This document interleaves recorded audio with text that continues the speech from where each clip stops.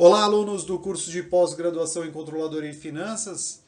É o professor Klaus, coordenador e agora também professor deste tema aí que nós vamos falar hoje sobre custo de capital dentro do que nós elencamos para a parte orçamentária. Entendam que não existe orçamento empresarial sem que a gente observe claramente o custo individual de cada um dos processos. Então, vamos imaginar, né, que uma obtenção de um crédito ele gera uma parte onerosa para dentro da organização. E além disso, trago isso com muita clareza. Quem paga o preço do produto é o cliente. Se a empresa se capta de um recurso muito alto, um recurso oneroso, na formação de preço do meu produto, o custo de capital também é embutido. Então, para que vocês possam ter uma noção, né, nessa breve introdução, da importância de trabalhar o custo de capital dentro do nosso orçamento empresarial. É um tema que vocês ainda vão ter alguma proximidade com eles. Eu trago um outro viés aqui. Eu trago as contas de NKD, NKI paralelamente, sabe? Trabalhando a conta efetivamente. Peço atenção, por favor, também, quando eu falo juros, antes, as propriedades da matemática em si. Espero que vocês aproveitem bastante a aula e aí vamos discutindo durante toda a nossa semana dentro do nosso fórum de dúvidas. E eu falo com muita propriedade, né, que os gestores financeiros, os profissionais de finanças, contabilidade, controladoria, eles desempenham diversas atividades dentro de uma organização. Podemos até colocando, né, a própria viabilidade de projeto, tesouraria, formação de preço, custos, mas podemos definir que o custo de capital está dentro de um pool de atividades que merece uma atenção especial. O porquê disso?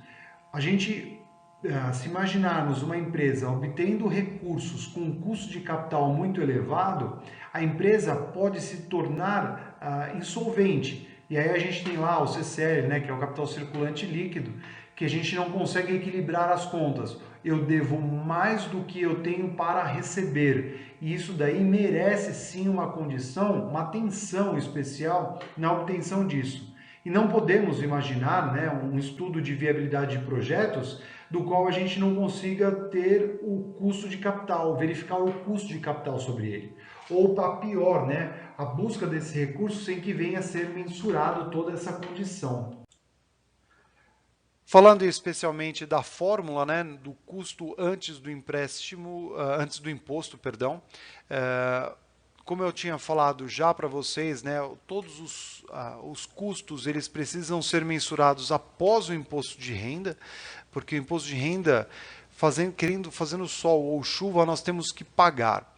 Até muitos empreendedores, né, em consultorias, principalmente nessas questões tributárias, que até o professor Reinaldo vai apresentar para vocês no segundo semestre, muitos empreendedores eles falam assim, mas eu não quero pagar essa quantidade de impostos. O imposto ele está te mostrando que você está faturando. Agora, se você não está tendo lucratividade, é um outro ponto. Então, isso é uma máxima que todo mundo não, perdão, que alguns empreendedores tendem a falar como uma coisa ruim. Não, pagar imposto é bom. O que cabe é se você está tendo uma lucratividade em cima daquela venda. E aí aqui nós temos uma fórmula que é o que a gente chama de NKD, né? Que é o custo do empréstimo antes do imposto. E aí nós temos que entender essa separação. E aí cabe uma importante percepção de matemática. Eu tenho os juros aqui separado de toda a minha forma. Observem, valor nominal menos o valor recebido líquido dividido pelo prazo aí que eu tenho estabelecido no meu problema. Menos o valor dividido pelo recebimento líquido, né? Mais o meu valor nominal dividido por 2. Então, primeiro eu preciso resolver o valor nominal menos os recebimentos líquidos dividido pelo prazo para posteriormente somar com a taxa, com os juros, né? Aplicado nessa operação. E aí eu tenho onde o J são os juros anuais em unidades monetárias, o valor nominal do título é o VN, o ND é o recebimento líquido e o N é o prazo. Até sobre essas nomenclaturas, é importante salientar que cada professor, cada teórico, ele trabalha com uma forma.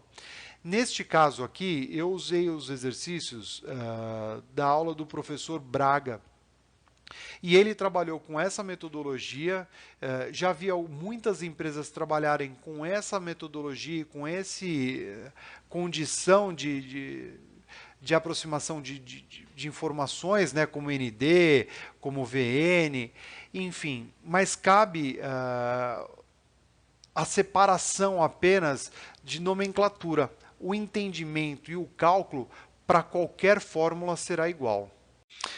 E depois a gente calcular, né, o custo da dívida antes do imposto, nós temos que calcular o CAI, que é o próprio custo da dívida de longo prazo, e aí trabalhar ela com a questão do imposto de renda.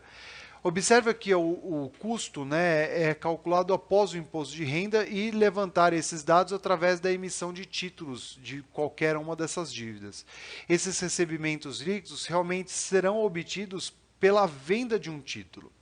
E aí nós temos aqui que o CAI é igual ao KD, que eu acabo calculando no custo da dívida antes do imposto, multiplico por 1 menos o imposto de renda de pessoa jurídica.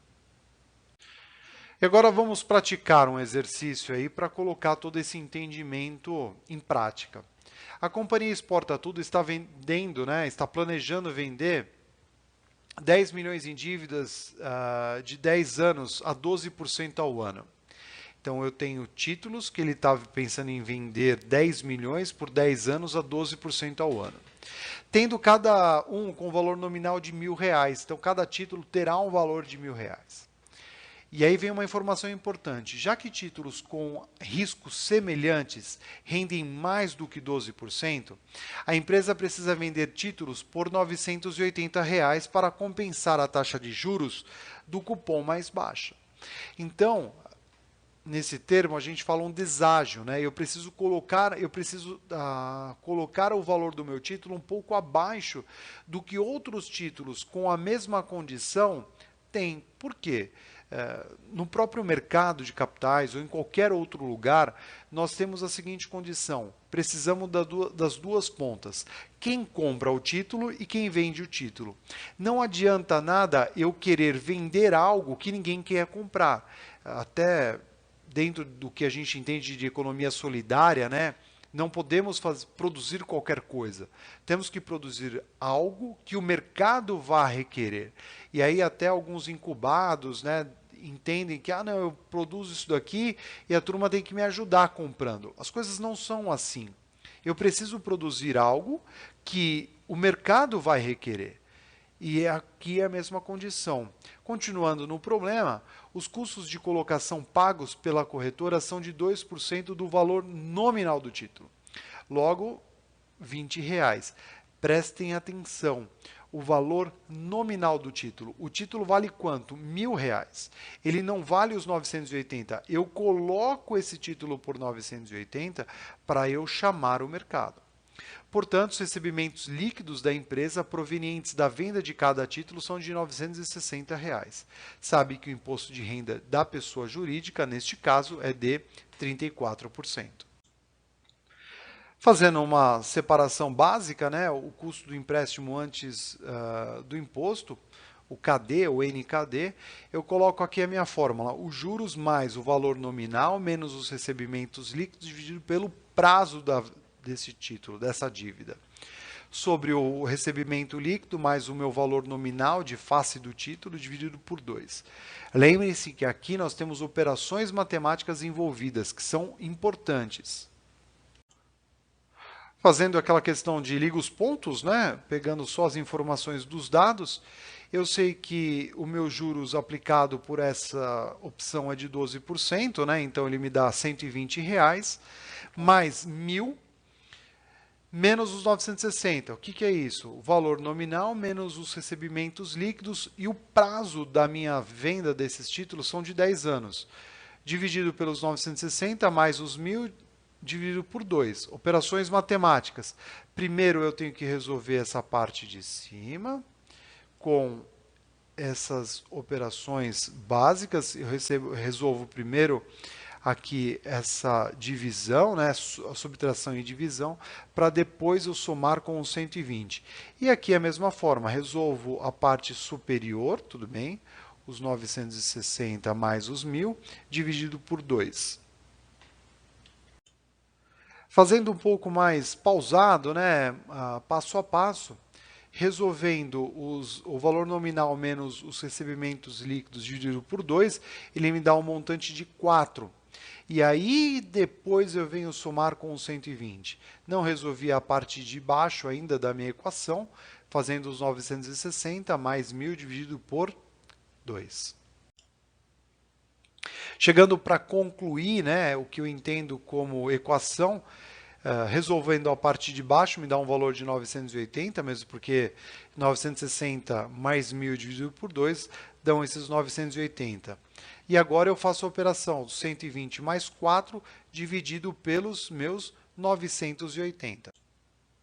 Sem muita dúvidas, né, porque só foi neste momento uma divisão simples, eu encontro lá 12,65.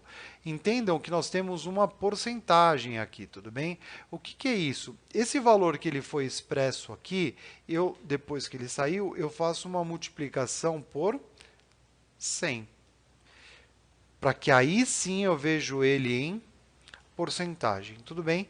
É interessante a gente sempre classificar em porcentagem, porque o dado em porcentagem ele joga mais casas decimais para a gente tomar mais decisão. Embora que pela fórmula nós temos que trabalhar com os números decimais, mas em porcentagem o valor ele se torna mais atrativo para a gente olhar, entender a informação, conseguir digerir um pouco mais o dado. Como eu mencionei, a gente só sabe efetivamente o custo da dívida após o imposto de renda. Então aqui vamos calcular o CAI, eu já tenho a informação do meu KD, tudo bem? Porque eu calculei lá anteriormente a informação do meu KD, e aí eu só vou aplicar os dados que eu tenho correspondente a cada uma das minhas informações. Fazemos a brincadeira dos liga os pontos, né? de trazer esses dados. 12,65, que é a minha taxa, né, apresentado em porcentagem, vezes 1 menos 0,34. Lembrando que aqui eu trabalho com um dado em porcentagem e o outro dado em decimal, porque eu estava mencionando, né, no problema que é 34%. Fazendo dessa fórmula, fazendo dessa fórmula um em percentual e outro em decimal, o meu resultado final ele já é expresso em porcentagem. Resolvemos primeiro o parênteses nesse caso, 1 menos 0,34, que o 0,34 é o imposto de renda em decimal. Aplico inicialmente agora só a multiplicação, porque eu resolvi o parênteses para depois fazer a multiplicação. Para finalizar, o custo da minha dívida de longo prazo, lembrando que eu tenho dois momentos, né? Primeiro eu calculo o custo da minha dívida antes do imposto, que é o imposto de renda, né? O imposto de renda de pessoa jurídica, para depois eu calcular o CAI. Então eu calculo o KD fazendo passo a passo sobre aquela fórmula. Até quando a gente olha uma fórmula, de certa forma ele cria uma certa apreensão, mas observando, né? Foi muito tranquilo. O valor nominal, o recebimento líquido, temos o prazo, então nenhuma dúvida. Lembrando que a gente tem que colocar os juros separados ali, né? Por favor, na hora da atividade, na hora de exercitar, tome um pouco de cuidado com relação a isso. E aí chegamos no CAI, que aí pegamos o dado que ele veio do KD e transferimos para o CAI. O que é importante é que existe uma sequência. Primeiro eu resolvo o KD, para depois eu resolver o CAI.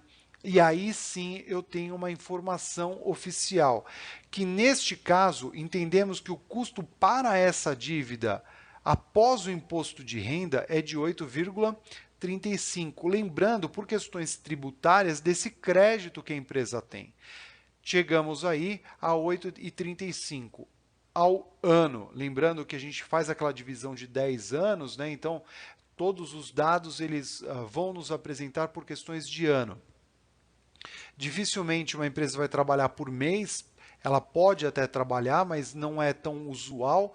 Os dados por ano eles nos tornam mais atrativos para a tomada de decisão. Grandes financiamentos ou financiamentos volumosos, né, ele tem essa característica e depois a gente faz a equivalência desse dinheiro aí colocando ele por período. O que é importante é a gente entender o perfil da empresa, o quanto que a empresa gasta obtendo este recurso. Como eu mencionei logo no primeiro slide, espero que tenham aproveitado este conteúdo. Espero não, desejo, né, que vocês aproveitem esse conteúdo. Tem o Leitura Ativa, que é o direcionador, né, de atividades para vocês. Por favor, não deixem de executar. A pós-graduação é 1% inspiração, 99% transpiração. Então, é uma parte. Tem algumas leituras também que eu estou indicando. Por favor, não deixem de realizar essas leituras, que vai contribuir bastante para o crescimento acadêmico e profissional, né? E eu falo uma outra coisa, só para fazer um fechamento. Se tiver uma oportunidade de vocês trabalharem em outro departamento, não como voluntário, mas poucas horas para que vocês conheçam os outros departamentos, ou a mecânica, a dinâmica de outros departamentos, eu indico. Esse trabalho sobre o custo de capital nos mostra que a gente precisa saber e entender como esses processos se dão. Então, fica aqui gravada essa nossa aula e vamos lá para o nosso planejamento de estudo. Muito obrigado.